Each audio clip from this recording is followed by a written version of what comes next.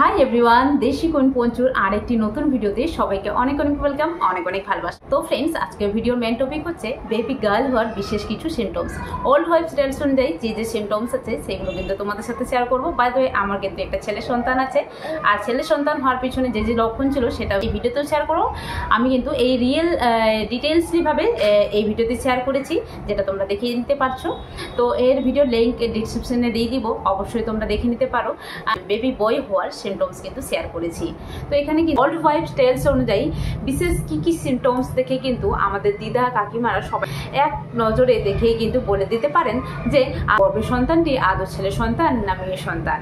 তো সেই সিমটমসগুলোর কথা আজকে আলোচনা করব। আশা করি ভিডিওটা কিন্তু বেশ ইন্টারেস্টিং হতে চলেছে। সবচেয়ে আগে বলে দিই, এগুলো কিন্তু মানে নিজস্ব এক্সপিরিয়েন্স অনুযায়ী দিদা কাকিমারা যেভাবে বলে থাকেন সেগুলোই তোমাদের সাথে শেয়ার করব। বাইরে এগুলোর কিন্তু কোনো রকম সায়েন্টিফিক রিজন নেই, তার জন্য কিন্তু এগুলো অনেকের ক্ষেত্রে মিলে, আবার অনেকের ক্ষেত্রে নাও মিলতে পারে, ব্যক্তি বিশেষে আলাদা হতেই পারে। তো কিন্তু কিছু কিছু লক্ষণ আছে যেগুলো কিন্তু বেবি গার্লের ক্ষেত্রে অবশ্যই দেখা যায়, সেগুলো কিন্তু তোমাদের সাথে শেয়ার করবো। চলো ভিডিওটাকে শুরু করা যাক। তার আগে বলি, আমার যেসব বন্ধুরা আমার চ্যানেলে নতুন আছো তারা কিন্তু অবশ্যই আমার এই ভিডিওটি যদি ভালো লাগে তাহলে অবশ্যই আমার ভিডিওটি একটা লাইক করে দিও, কারণ তোমাদের একটা লাইক আমাকে কিন্তু ভিডিও করার প্রচুর পরিমাণ উৎসাহ জাগায়। তাছাড়া ভিডিও রিলেটেড যদি কোনো রকম কোয়ারিজ থাকে তাহলে অবশ্যই কমেন্ট বক্সে জানাও। প্রেগনেন্সি রিলেটেড কিন্তু আমার চ্যানেলে অনেক রকম ভিডিও পেয়ে যাবে। যদি কোনো রকম কোয়ারিজ থাকে তাহলে অবশ্যই ভিজিট করতে পারো, তোমাদের হেল্পফুল হবে।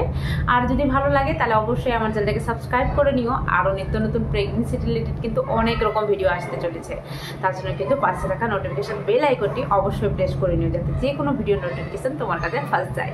তো চলো ভিডিওকে শুরু করা যাক। তো ওয়ার্ল্ড ওয়াইড স্টেটস অনুযায়ী এই জেন্ডার প্রেডিকশন কিন্তু অনেকের ক্ষেত্রে মিলে, আবার অনেকের ক্ষেত্রে মিলে না। বিশেষত বেবি গার্লের ক্ষেত্রে কি কি সিমটমসগুলো দেখা দিলে কিন্তু আদৌ কিন্তু বোঝা যায় যে এটা মেয়ে সন্তানের লক্ষণ। তো অনেকের ক্ষেত্রে এটা কিন্তু মিলে যায়। বিশেষত আমার ক্ষেত্রে, আমার সবচেয়ে আগে বলে দিই, আমার কিন্তু ছেলে সন্তান আছে।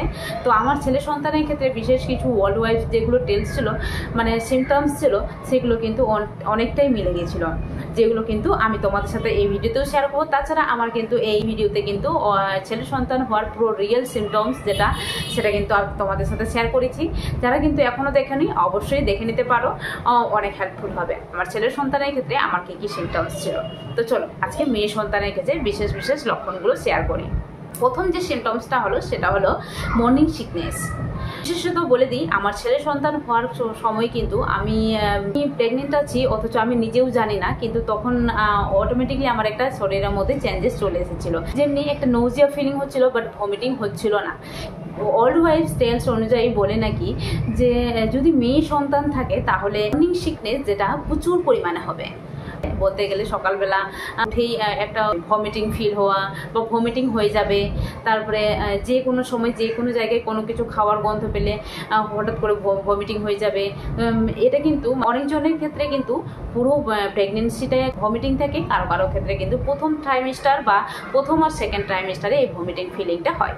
তো এই ভমিটিং যাদের যাদের ক্ষেত্রে বেশি হয় তাদের ক্ষেত্রে নাকি মেয়ে সন্তান হওয়ার লক্ষণ। ছেলে সন্তান হলে বলে নাকি এই ভমিটিং কম হয়, বাট নৌজিয়া ফিলিং থাকে, একটা শরীরের মধ্যে গা গোলানো ভাব থাকে, সেটাও আবার প্রথম ট্রাইমেস্টারের দিকে, আবার পরের দিকে এটা থাকে না।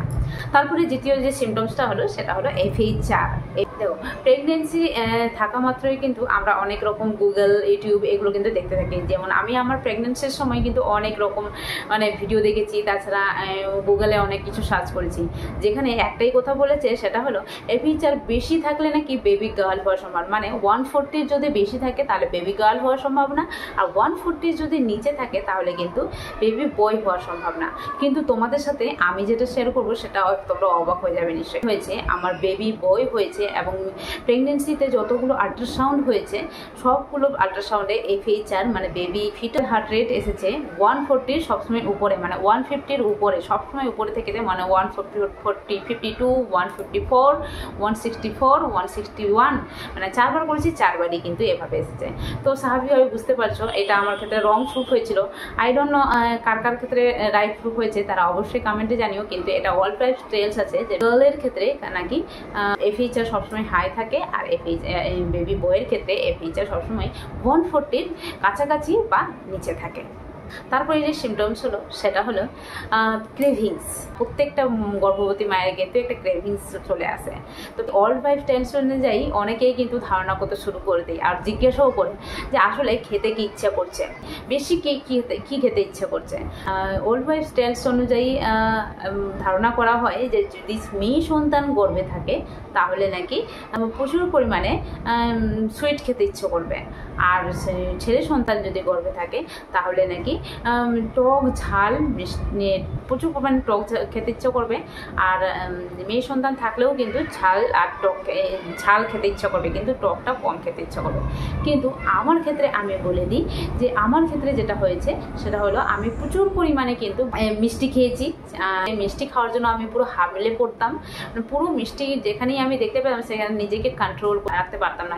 ইভেন আমি তোমাদের বলে দিই যে আমি প্রেগনেন্সির আগে কিন্তু আমি মিষ্টি তেমন খুব একটা ভালোবাসতাম না, কিন্তু প্রেগনেন্সি হওয়ার পরে এবং প্রেগনেন্সি ডেলিভারি হয়ে যাওয়ার পরেও আমার কিন্তু মিষ্টির প্রতি একটা আলাদাই চাহিদা জেগে গেছে, যার জন্য কিন্তু মিষ্টি আমাকে খুবই ভালো লাগে। তাই জন্য এটা তো বেবি বয় হওয়ার সিমটমস আমি মনে করি। তো আমার কিন্তু ছেলে সন্তান হয়েছে এবং আমার সুইট ক্রেভিংস ছিল। তো অনেকে অল ওয়াইফ টেলস অনুযায়ী যে ধারণাটা যে বেবি বয় হলে নাকি টক খেতে প্রচুর ইচ্ছা করবে, হ্যাঁ টক ফার্স্ট ট্রাইমেস্টারে খেতে ইচ্ছা করছিল, কিন্তু তারপরে আর তেমন কোনো ইচ্ছা করেনি। বেবি গার্লের ক্ষেত্রে নাকি এই ঝাল খেতে ইচ্ছা করে, আর সুইট ক্রেভিংস থাকে, সুইট ক্রেভিংস নাকি হালকা থাকে কিন্তু ঝাল খেতে প্রচুর পরিমাণে ইচ্ছা করে। তারপরে যে সিমটমস সেটা বলে দিই স্কিন। অনেকেই কিন্তু এই ফেস দেখে কিন্তু বা স্কিন পুরো বডি দেখে কিন্তু এটা ডিটারমাইন করে নেই। আমাদের দিদা কাকিমারা বিশেষত অনুমান করে যে আদৌ কিন্তু ছেলে সন্তান বা মেয়ে সন্তান হবে, কিছু একটা বলে। তো তোমাদের বলে দিই যে স্কিন বেবি গার্লের ক্ষেত্রে কেমন তৈরি থাকে। ওল্ড ওয়াইফ অনুযায়ী বেবি গার্লের ক্ষেত্রে সিমটমস বিশেষত বলে নাকি যে মেয়েরা নাকি গর্ভে আসলে নাকি প্রচুর পরিমাণে মাকে ডাল স্কিন হয়ে যায়, মানে মেয়েরা নাকি মাদের সব বিউটি কেড়ে নেয়। তো তার জন্য মাদের স্কিন নাকি প্রচুর পরিমাণে ডাল হয়ে যায় এবং প্রচুর পরিমাণে হেয়ার ফল হয়। আর সেটা নাকি বেবি গার্ল সুন্দরভাবে হচ্ছে, সব বিউটি মায়ের কেড়ে নিচ্ছে এবং সুন্দরভাবে বেবি গার্ল হচ্ছে, তার জন্য কিন্তু মায়ের সব ব্রাইটনেস সব কেড়ে নিচ্ছে। তো মা কিন্তু দেখতে খুব ডালনেস হয়ে যায় এবং প্রচুর পরিমাণে হেয়ার ফল হয়। কিন্তু বেবি বয় থাকলে নাকি মা প্রচুর দেখতে ব্রাইট এবং পুরো ফেস গ্লো করবে, হেয়ার শাইনি করবে। তো এমনটা বলা যায়। কিন্তু আমার প্রেগনেন্সি যেটা হয়েছে সেটা কিন্তু এই ভিডিওর মাধ্যমে তোমরা জানতে পারবে। তো অবশ্যই গিয়ে এই ভিডিওটা গিয়ে দেখে নাও। আমি কিন্তু পুরো ডিটেলসলিভাবে বলেছি, এখানে আর তেমন ক্লিয়ারলিভাবে বলছি না। গার্লের ক্ষেত্রে আমি যেটা শুনেছি সেটা হলো যে বেবি গার্লের ক্ষেত্রে মা নাকি প্রচুর পরিমাণে ফেটি হয়ে যায়, মানে মোটা হয়ে যায়। তো প্রেগনেন্সিতে যারা মোটা হয়েছ তারা অবশ্যই কমেন্টে জানাও, দেখি তো বেবি গার্ল হচ্ছে কিনা। তোমাদের ডেলিভারি পরেও কিন্তু তোমাদের আমি খোঁজ নেবো অবশ্যই। তারপরে যে সিমটমস সেটা হলো বেলি শেপ। এটা কিন্তু বেশ ইম্পর্টেন্ট। প্রত্যেকটা গর্ভবতী মহিলা বা প্রত্যেকটা গর্ভবতী মেয়েরা কিন্তু প্রেগনেন্সি হয়ে যাওয়ার পরে কিন্তু প্রত্যেকটা মাসে বা প্রত্যেকটা সময়ে বেলি চেক করা, মিররের সামনে কিন্তু এসে বেলি চেক করার চেষ্টা করে। আমিও কিন্তু নিজের প্রেগনেন্সিতে প্রচুর পরিমাণে বেলি গিয়ে মিররের সামনে গিয়ে লক্ষ্য করতাম আসলে বেলির শেপ কেমন আছে। এই বেলির শেপ দেখে নাকি অনেকে ডিটারমাইন করে যে বেবি গার্ল না baby boy. Old wife tales অনুযায়ী বেলির শেপ যদি ফুটবলের মতো হয়, মানে বুক থেকে নেমে পুরো ফুলে ওঠে, মানে ফুটবলের মতো পুরো ফুলে ওঠে, এই লক্ষণ দেখে নাকি অনেকে বলে যে এটা নাকি বেবি গার্ল হওয়ার সিমটমস। আর বেবি বয়ের ক্ষেত্রে নাকি পেট সবসময় নিচের দিকে থাকবে। তোমরা বুঝতে পারছো পেটটা ঠিক এইরকম ভাবে ওভাল টাইপের থাকবে। এই যে দেখো আমার ছবিতে দেখে বুঝতে পারছো যে আমার আসলে পেটটা কিন্তু নিচের দিকে ছিল এবং পুরো প্রেগনেন্সিতে আমি একটা লক্ষ্য করেছি যে আমার নিচের দিকে একটা হ্যাপিনেস ফিল হতো। আর বেবি গার্লের ক্ষেত্রে সবসময় যেটা হয় সেটা হলো উপরের দিকে যে বেবি থাকে তার জন্য কিন্তু পেটটাও বেশ ফুটবলের মতো ফুলে থাকে, আর উপরের দিকে কিন্তু বেশি হ্যাপিনেস ফিল হয়। তার জন্য কিন্তু বেবি বয়ের ক্ষেত্রে কিন্তু যে পেন ফিল হয়, যেটা বেবি গার্লের ক্ষেত্রে কিন্তু অনেকেরই হয় না। এটা কার কার সিমটমস দেখা গেছে অবশ্যই কমেন্টে জানিও, আর কার কার ক্ষেত্রে এই সিমটমস ছিল এবং বেবি গার্ল হয়েছে অবশ্যই জানিও। তারপরে যে সিমটমস সেটা হলো ব্রেস্ট।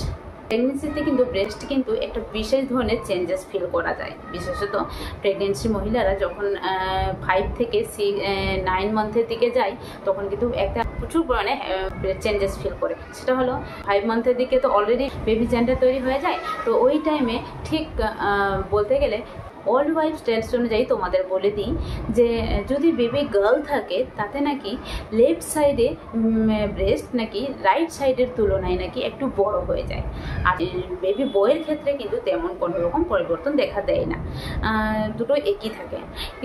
আই ডোন্ট নো কার সাথে কি মিলেছে, এটা কিন্তু আমার সাথে যেহেতু হয়নি, আমার কিন্তু বেবি বয় হয়েছে এবং আমার সাথে তেমন কোনো পরিবর্তন লক্ষ্য করা যায়নি। আই থিঙ্ক এটা কিন্তু বেবি গার্লের ক্ষেত্রে একটা ফিক্সড সিমটমস, রিয়েল সিমটমস।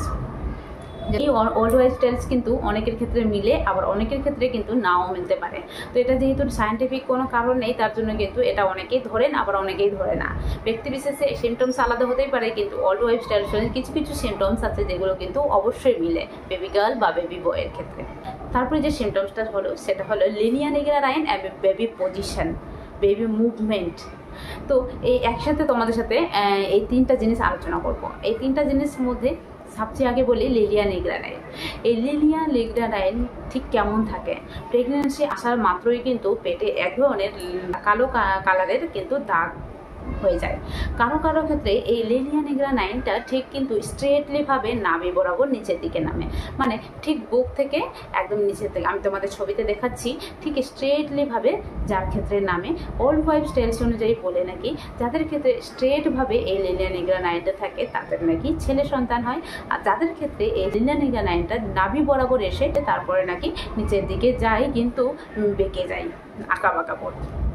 তো এই লিনিয়া নিগ্রা লাইনটা যদি আঁকা বাঁকা পথ থাকে তাহলে নাকি বেবি গার্ল হয়, অনেকে ধারণা করে থাকেন।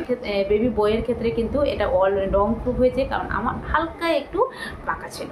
তো আই ডোন্ট নো এটা কার কার ক্ষেত্রে মিলেছে, অবশ্যই কমেন্টে জানি। তারপরে তোমাদের বলি পজিশন।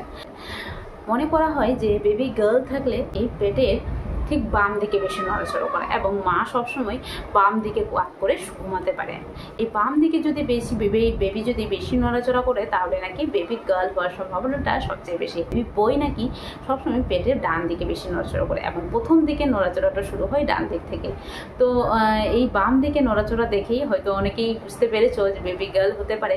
তো অনেকের ক্ষেত্রে এটা মিলেছে, যেমন আমার ক্ষেত্রে কিন্তু বিশেষত এই বেবি বই হয়েছে যেটা কিন্তু ডান দিকে আগে বেশি নড়েছে, এবং 9 মান্থের দিকে যেদিকেই নড়তে পারে, যেহেতু সে বড় হয়েছে 3 মাস, সে কিন্তু যাকে বলে ডান দিকেই নড়াচড়া করেছে। তো আমার বেবি বয় হয়েছে। আর বেবি গার্লের ক্ষেত্রে যাদের ক্ষেত্রে বেবি বাম দিকে নড়াচড়া করছে তো অবশ্যই লক্ষ্য করো, আর যাদের যাদের ক্ষেত্রে বাম দিকে বেবি নড়াচড়া করেছে এবং তাদের ক্ষেত্রে বেবি গার্ল আছে তারা কিন্তু অবশ্যই কমেন্টে জানিও, তাহলে কিন্তু বুঝতে পারবো যে এই ওল্ড ওয়াইফ টেলসগুলো আদৌ কিন্তু সত্যি প্রুফ হয় না রং প্রুফ হয়। তারপরে যে সিমটমস হলো সেটা হলো লেজিনেস না এনার্জেটিক। এটা কিন্তু মোস্ট ইম্পর্টেন্ট। অনেকেই আমাদের বাড়িতে যে প্রেগনেন্ট থাকে তাকে কিন্তু লক্ষ্য করতে থাকে সে আদৌ এনার্জেটিক থাকে না লেজিভাবে থাকে। সত্যিকারে বলতে গেলে প্রেগনেন্সি আধা মাত্রই কিন্তু প্রচুর পরিমাণে একটা উইকনেস শরীরের মধ্যে চলে আসে, যেহেতু হরমোনের বিভিন্ন রকম ইমব্যালেন্স হতে থাকে, একটা পরিবর্তন কন্টিনিউয়াসলি চলতে থাকে পুরো প্রেগনেন্সিতে, তাহলে কিন্তু মায়ের কিন্তু প্রচুর মানে একটা উইকনেস শরীরে চলেই আসে। কিন্তু এই প্রেগনেন্সি থাকা কারণেও কিন্তু যেসব মায়েরা কিন্তু এনার্জেটিক ফিল হয়, তো শরীরের মধ্যে ফ্রি ভাবটা থাকছে প্রেগনেন্সি থাকাকালেও, যারা কিন্তু এনার্জেটিক থাকে তারা নাকি তাদের নাকি গর্ভের সন্তানটি ছেলে সন্তান, এবং যারা কিন্তু অল টাইম লেজিনেস মানে ঘুমিয়ে থাকতে ইচ্ছা করছে, মানে ঘুম থেকে উঠলেই আবার একটু বসে থাকছে, আবার একটু ঘুমিয়ে যাচ্ছে, উইক লাগছে প্রচুর পরিমাণে, উইক এইরকম অনেকেই অনুমান করে থাকে। এই ওল্ড ওয়াইফ টেলস অনুযায়ী বলে নাকি মেয়ে সন্তান গর্ভে আছে। আমি আমার ছেলের ক্ষেত্রে বলে দিই, আমার ছেলের ক্ষেত্রে কিন্তু আমাকে সবসময় এনার্জেটিক ফিল হয়েছে, কারণ আমি 7 মাস অবধি প্রেগনেন্সি 7 মাস অবধি কিন্তু আমি মেডিকেল একজন ওয়ার্কার এবং মেডিকেলে কন্টিনিউয়াসলি জব করে গেছি। তো 7 মাসের পর থেকে আমি ম্যাটারনিটি লিভ নিয়েছি, তো স্বাভাবিকভাবে আমার কিন্তু কোনো রকম প্রবলেম হয়েছিল না, আমি এনার্জেটিক ছিলাম। তো আমার কিন্তু বেবি বয় হয়েছে। এই ওল্ড ওয়াইফ টেলসটা কিন্তু আমার ক্ষেত্রে ঠিক হয়েছে। তো বেবি গার্লের ক্ষেত্রে কার কার ঠিক হয়েছে অবশ্যই কমেন্টে বক্সে জানি। তো এই কয়েকটা ছিল বেবি গার্লের ক্ষেত্রে বিশেষ বিশেষ সিমটমস, যেগুলো কিন্তু ওল্ড ওয়াইফ টেলস অনুযায়ী মনে করা হয় যে এই প্রেডিকশন অনুযায়ী কিন্তু বেবি গার্ল হওয়ার সম্ভাবনাটা কিন্তু সবচেয়ে বেশি। তো তোমাদের কার কার সাথে কিন্তু এই সিমটমসগুলো অবশ্যই মিলে আছে, অবশ্যই কমেন্ট বক্সে জানিও। বাইরে এই সিমটমসগুলো কিন্তু কোনো রকম সায়েন্টিফিক কোনো রিজন নেই, তার জন্য কিন্তু এগুলো অনেকেই ধরে আবার অনেকেই ধরে না। যেহেতু প্রেগনেন্সি মাদারের অনেক রকম কিউরিসিটি থাকে আসলে বেবি গর্ভে যে সন্তানটি আছে সেটা ছেলে সন্তান না মেয়ে সন্তান জানার কিউরিসিটি কিন্তু সব খবরেই থাকে। যেমন আমারও ছিল, প্রত্যেকটা গর্ভবতী মহিলার কিন্তু থাকে। তার জন্য কিন্তু প্রচুর পরিমাণে ভিডিওস, প্রচুর পরিমাণে ওল্ড ওয়াইফ টেলস দিদা কাকিমাদের কাছে এর কাছে জিজ্ঞেস করতে থাকে। তো আমিও আমার নিজস্ব এক্সপিরিয়েন্স তোমাদের সাথে শেয়ার করব। বাই দ্য ওয়ে এই ভিডিওটা কিন্তু একটা ফান পারপোজে নিবে। তো ভিডিওটি যদি ভালো লাগে তাহলে অবশ্যই একটা লাইক করে দিও। আমাদের কার কার সাথে এই সিমটমসগুলো ছিল এবং বেবি গার্ল হয়েছে, কার কার এই সিমটমসগুলো মিলে যাচ্ছে অবশ্যই কমেন্ট বক্সে জানিও। আজকের জন্য টাটা, দেখা হবে আরেকটি নতুন ব্লগে। সবাই ভালো থেকো, সুস্থ থেকো। তাছাড়া প্রেগনেন্সি রিলেটেড কিন্তু আমার চ্যানেলে অনেক রকম ভিডিও পেয়ে যাবে, পারলে ভিজিট করতে পারো, তোমাদের হেল্পফুল হবে। আর চ্যানেলটাকে সাবস্ক্রাইব করে নিও আর পাশে থাকা নোটিফিকেশন বেল আইকনটা কিন্তু অবশ্যই প্রেস করে নিও, কারণ প্রেগনেন্সি রিলেটেড অনেক রকম ভিডিও আসতে চলেছে। তো সবাই ভালো থেকো, সুস্থ থেকো, দেখা হবে আরেকটি নতুন ব্লগে। ততক্ষণে যারা ছেলে সন্তানের ক্ষেত্রে যে যে সিমটমস ছিল সেটা কিন্তু এই ভিডিওতে শেয়ার করেছি, অবশ্যই দেখে নিও, তোমাদের অনেক কিছু জানা যাবে। চলো আজকের জন্য সবাই ভালো থেকো, সুস্থ থেকো আর সাবধানে থেকো।